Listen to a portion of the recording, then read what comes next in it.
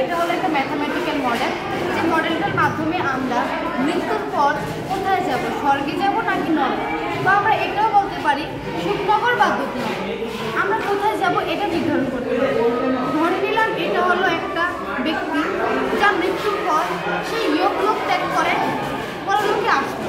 সে এখান থেকে আসলো, এসে এখানে দাঁড়ালো, দেখলো এদিকে একটা রাস্তা এবং এদিকে একটা রাস্তা, এবং দুটি রাস্তার দিকে দুদিকে দুটি দরজা, এবং দুটি দরজার সামনে দুজন দ্বাররক্ষী দাঁড়িয়ে আছে, দেখতে ঠিক একই রকম।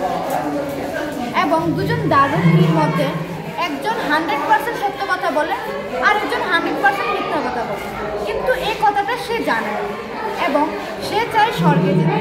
সে যদি স্বর্গে যেতে চায় তাহলে সে একটা প্রশ্ন করবে, সে প্রশ্নটা যদি তার গাণিতিক জ্ঞান থাকে বা গাণিতিক মাধ্যমে সে প্রশ্নটা করে, এবং সে একজন দ্বাররক্ষীকে এবং একটাই প্রশ্ন করতে পারবে যে প্রশ্নটার মাধ্যমে সে স্বর্গে যেতে পারবে।